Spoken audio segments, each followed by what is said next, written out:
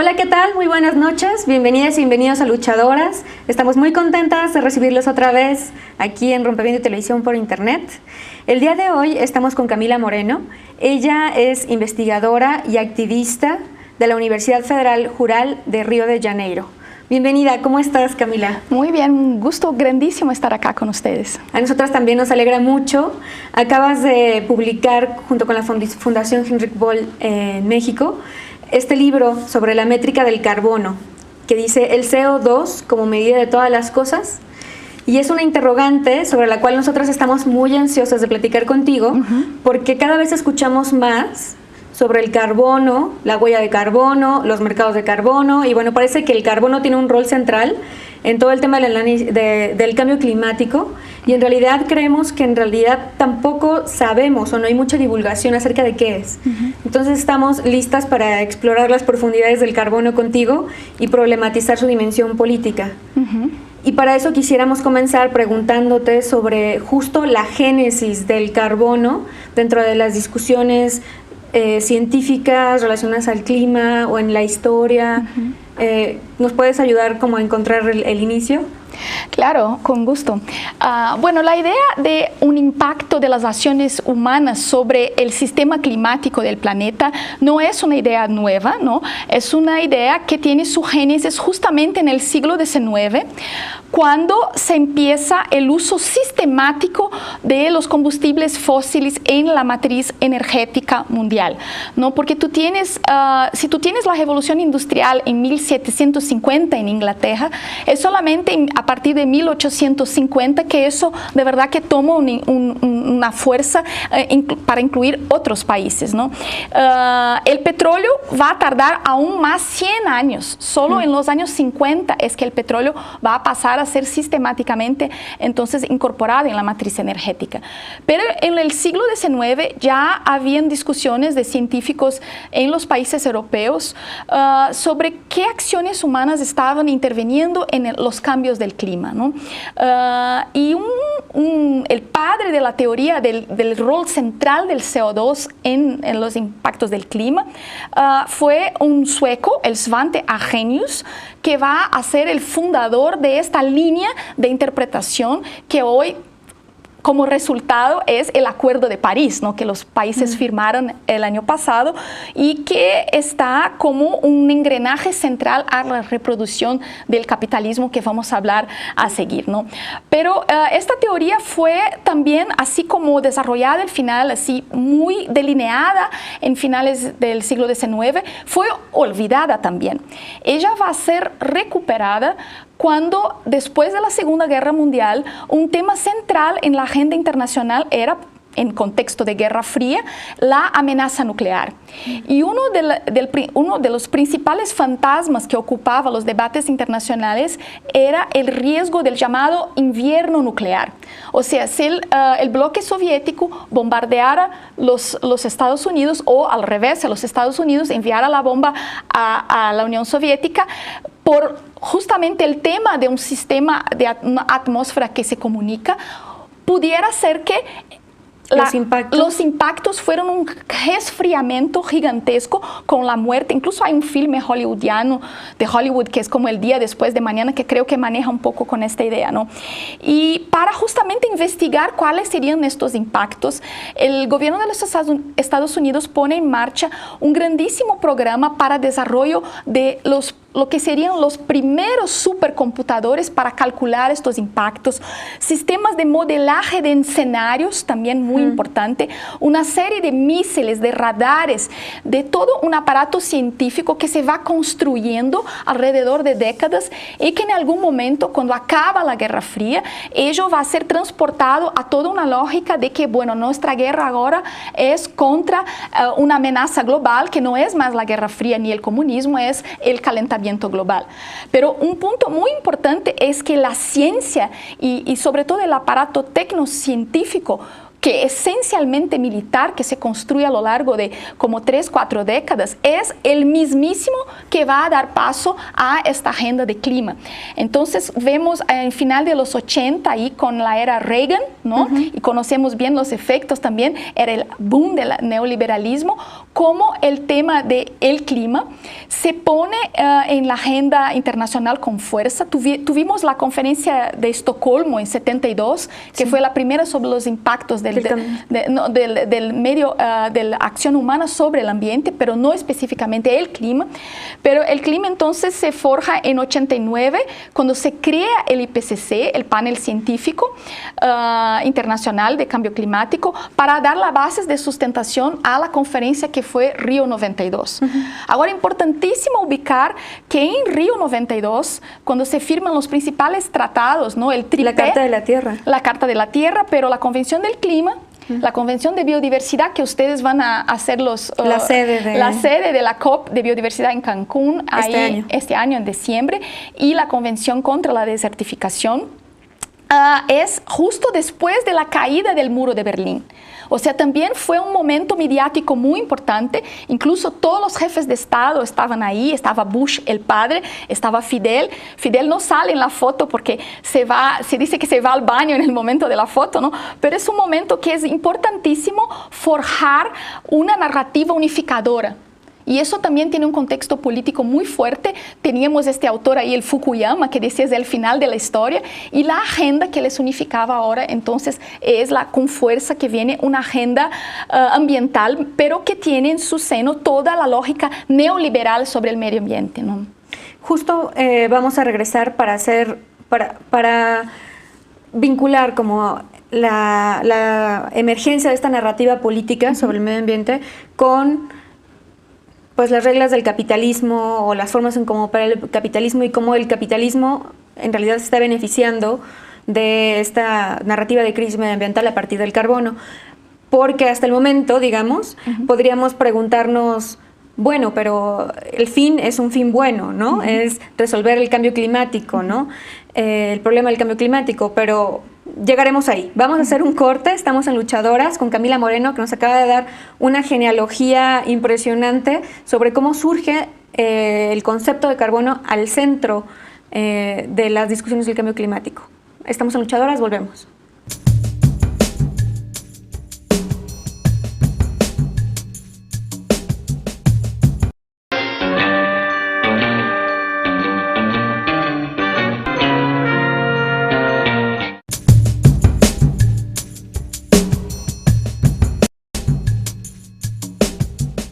Estamos de regreso en Luchadoras y bueno, la pregunta ya directamente, ¿el carbono realmente está como al centro de las problemáticas del cambio climático y no solo de las problemáticas, sino de las soluciones? No, con certeza no. El CO2 está al centro de la agenda hegemónica, ¿no? No es casualidad que el Banco Mundial afirme con todas las letras que el carbono va a ser la moneda del siglo XXI. ¿No? Están trabajando, incluso ahora cuando fue abril la ratificación del Acuerdo de París en las Naciones Unidas en Nueva York, el FMI y el Banco Mundial dijeron que, con un comunicado de prensa, que ponerle precio al carbono era no solo la joya de la corona de la política de clima, pero también su nueva causa. Es una causa para ellos.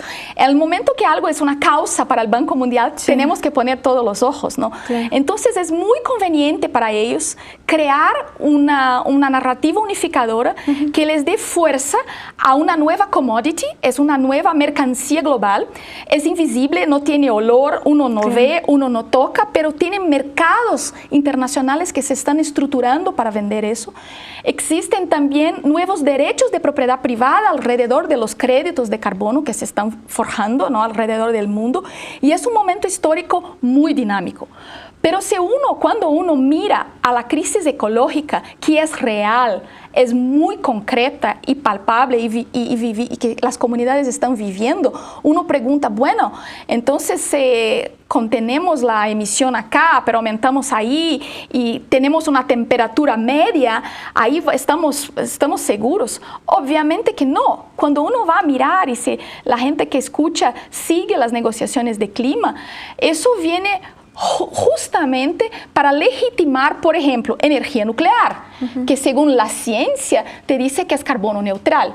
Eso viene a legitimar un paquete de la mal llamada agricultura climáticamente inteligente, Climate Smart, que es pura monocultura, puro monocultivo, transgénico también, porque te dicen que los transgénicos pueden resistir mejor a la sequía, pueden resistir mejor hacia las lluvias. O sea, siempre el mismo discurso de que la tecnología que no mira la biodiversidad, que no mira los conocimientos tradicionales, que no investiga caminos alternativos de que otras prácticas humanas están disrompiendo, ¿no? Claro. Los sistemas naturales, es muy cómodo esa unificación. Y que al final también alimenta una industria que está beneficiando a los mismos capitales que produjeron la devastación. Claro, tú ves hoy, por ejemplo, quién firma la coalición para poner un precio al carbono, está en primer lugar la Shell, ¿no? La BP, que era la British Petroleum, que ahora se llama Beyond Petroleum, ¿no? Quieren ser más allá del petróleo, ¿no? Sí, el carbono. El carbono, y también porque un discurso que construyó, por ejemplo, el gas natural, que es súper importante en la geopolítica de Europa y la dependencia que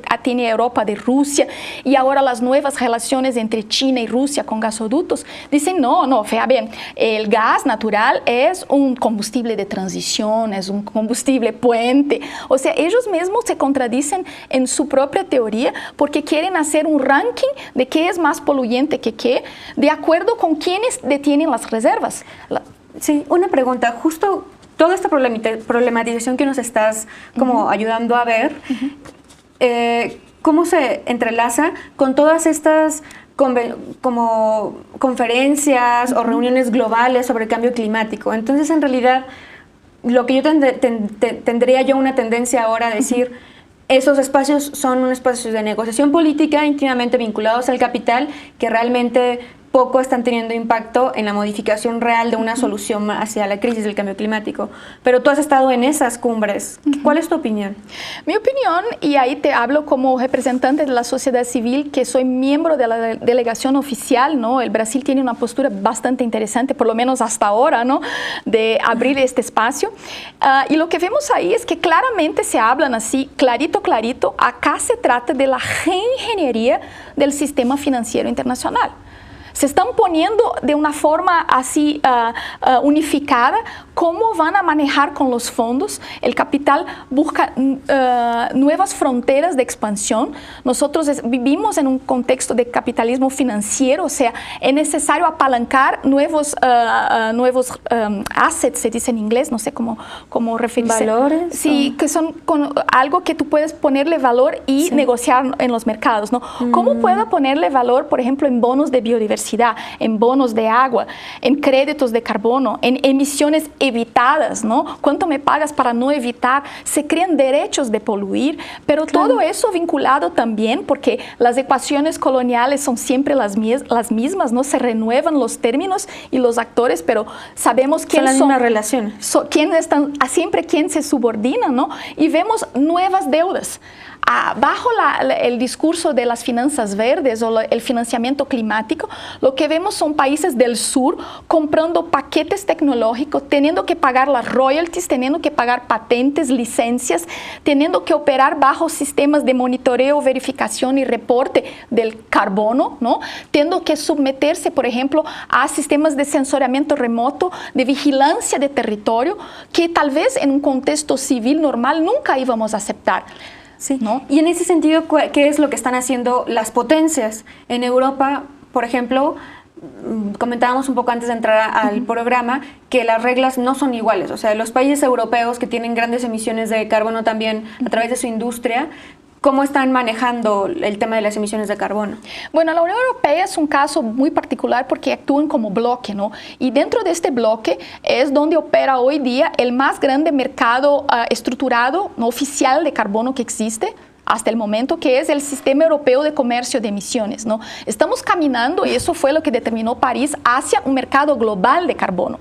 Comercio de emisiones. Comercio de emisiones, exactamente. Tú vendes así, por ejemplo, bueno, Alemania tiene que reducir X cantidad de emisiones porque históricamente ya ha como contaminado su cota, pero Alemania es el país más poderoso y más rico que hay en la Unión Europea, ¿no? Entonces puede comprar, por ejemplo, de las ex repúblicas ahí del el este europeo, que ahora hacen parte del bloque, ¿no? Pueden comprar los derechos de polución, de contaminación que esos no utilizan para neutralizar, ¿no?, lo que deberían estar haciendo. Pero eso se hace también en países del norte al sur. Lo que quieren es que varios países que podían estar ocupando este espacio en la atmósfera, ¿no?, dejen de hacerlo para vender estos derechos a países del norte. Y claro, eso funciona bajo cuál es la oportunidad de costo, o sea, cuál es más barato, menos costoso. Y vemos hoy día los países del sur peleándose entre ellos para decir, no, yo te puedo vender por el precio más bajo, ¿no? Y ahí lo relaciono con lo que decías hace rato de que es un nuevo colonialismo, ¿no? Que se ha llamado CO2 colonialismo, o sea, CO2 colonialismo, ¿no? Sí, sí. Que en realidad es un ejercicio de simulación que sigue operando a partir de los capitales y la geopolítica, ¿no?, dominante. Y para plantear su derecho a recibir fondos. Tú ves países, por ejemplo, México es uno de estos, que va a decir, no, somos los most vulnerable, estamos entre los más vulnerables. O sea, en vez de estar ahí en las negociaciones, exigiendo el pago de la deuda ecológica, colocando toda la construcción colonial que dio condiciones a que la economía sea como sea, no van ahí a decir, no, yo soy más vulnerable, por favor, yo tengo preferencia a recibir estos fondos. Entonces se crean nuevas condiciones donde no son los países del norte que nos ponen en subalternidad, somos nosotros mismos que vamos ahí a intentar recoger las migallas, ¿no?, los granitos que caen de la mesa de los ricos para nosotros, ¿no? Y claro, hay actores también en este escenario que son controversos, por ejemplo, los BRICS, ahí está la China, ahí está la India, y Rusia, que ahora también se quieren ponerlo como los grandes culpados. Pero la China produce ¿para quién? ¿Sus emisiones son de qué? De toda la industria global que fue tercerizada a la China. O sea, no es que la China consume, es que las cosas que están poblando, ¿no?, el cotidiano de las clases medias globales en todos los países, incluso en Latinoamérica, son todas hechas en China, ¿no? Y no están tomando responsabilidad las empresas transnacionales. Exactamente, de esas emisiones. Claro, ¿no? Claro. Es mucho más cómodo decir que están emitiendo en China cuando ahí, claro, la mano de obra es mucho más barata y la China se queda con las emisiones, ¿no? Muy hipócrita todo. Totalmente.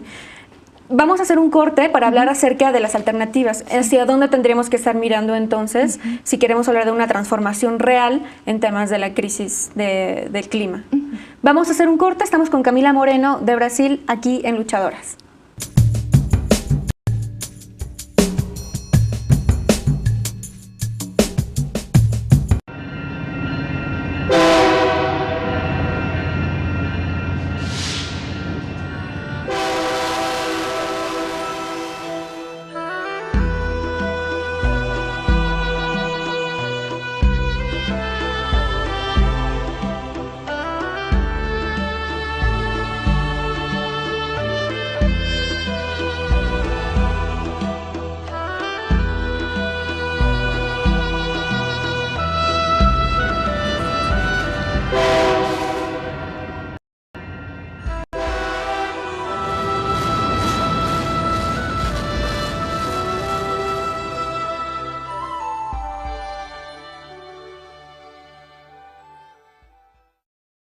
Seguramente ya conoces nuestra aplicación para dispositivos Apple. Ahora, puedes contarle a un amigo que ya tenemos la versión para Android.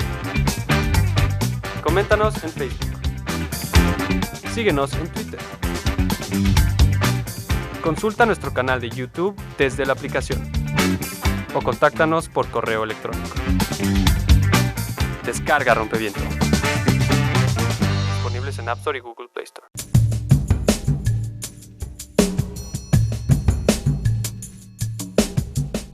Estamos de regreso en Luchadoras en Rompeviento, teniendo una apasionante charla con Camila Moreno. Y quiero decirles solamente que tienen que entrar al sitio de la Fundación Henrik Böll en México, porque ahí pueden descargar la métrica del carbono, el CO2 como medida de todas las cosas, que es el libro que he venido a presentar aquí a México. Y justo ahora hablábamos acerca de esta economía alrededor del carbono y toda la arquitectura tecnológica también que hay. Veíamos cómo en realidad, digamos, propone como una serie de falsas soluciones o simulaciones que siguen replicando un paradigma monetizado y capitalista de, pues, como decir, de funcionamiento del mundo. Y ustedes tienen un término muy interesante que habla del epistemicidio y que justo se refiere como a otras formas de conocimiento y de solución que no son estas formas. Y quisiera que nos pudieras como contar un poco más de qué se refiere. Bueno, el término epistemicidio es un término del sociólogo de Portugal, Boaventura de Sousa Santos, alguien bastante conocido en el contexto de los foros sociales mundiales, ¿no? La generación que ha vivido eso.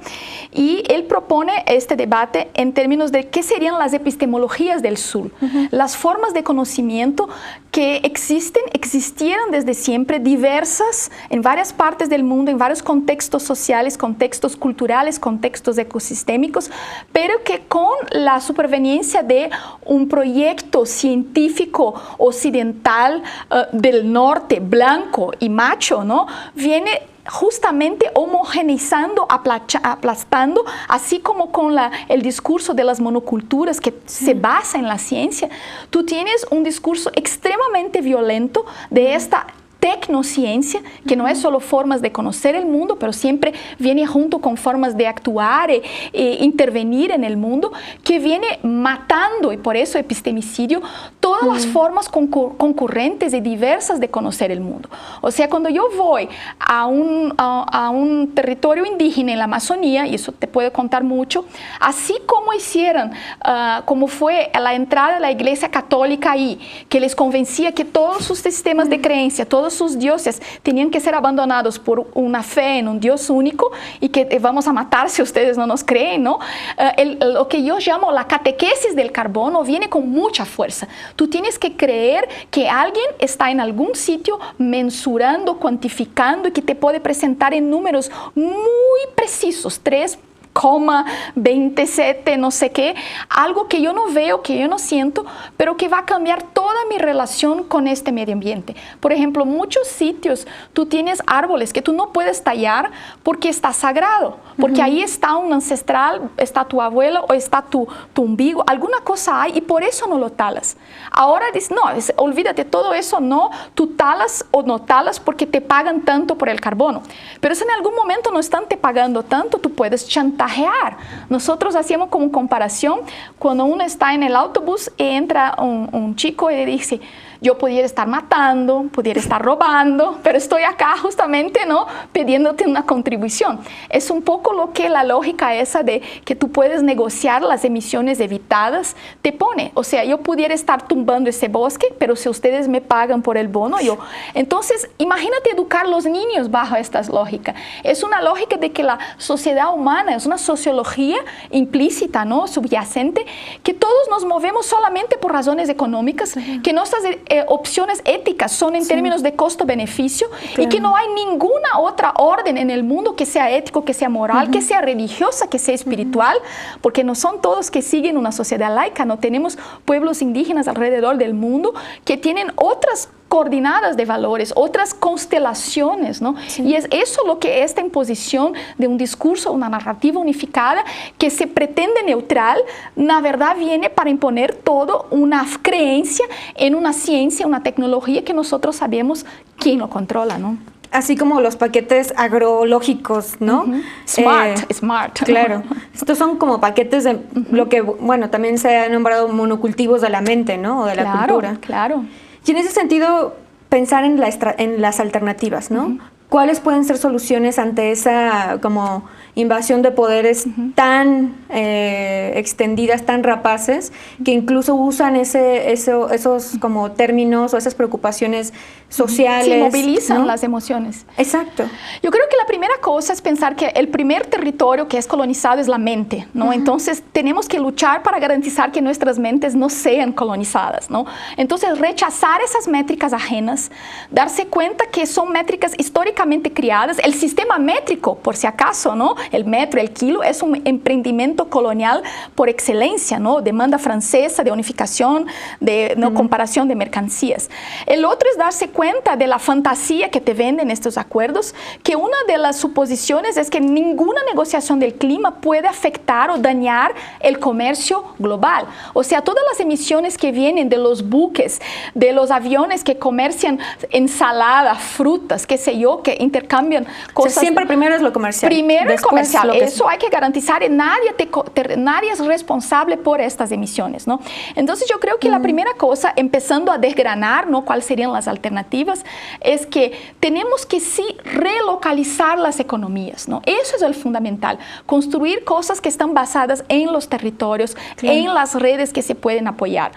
Pensar que vivimos no en una economía basada en el petróleo, que eso es muy reduccionista también, pero tenemos una civilización petrolera donde toda nuestra vida depende de cosas. Piénsate el plástico, ¿no?, y todo lo que son los textiles a base de petróleo que están en nuestro mundo. ¿Cómo pensar un mundo, vivir sin el petróleo, ¿no? Pero el petróleo no para energía solamente, pero para todo, ¿no?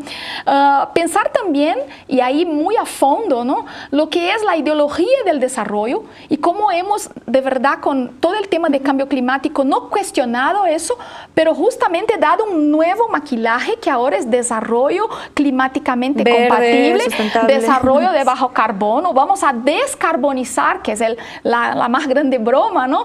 Pero hay todo un aparato de nuevos conceptos que vienen para justamente sacarnos del camino de una transformación radical. Justo lo que acabas de decir era lo que estaba pensando mientras escuchaba. Nos propones en realidad, nos haces un llamado urgente a pensar radicalmente todas nuestras formas de vida y de pensamiento, porque estamos en un momento límite donde además estamos siendo bombardeadas y bombardeados de un montón de narrativas engañosas que no nos permiten cuestionarnos de raíz de dónde viene todo y de dónde pueden venir las soluciones. Entonces te agradezco muchísimo por estar en Luchadoras, por compartirnos pues con tanta brillantez, claridad y pasión toda esta pues crítica profunda que haces a pues lo que pasa con la ecología del cambio climático en estos días. Esto fue Luchadoras, estamos en Rompeviento, estuvimos con Camila Moreno, un placer, síganla en redes sociales, léanla, escúchenla, nos vemos, quédense por acá. Gracias.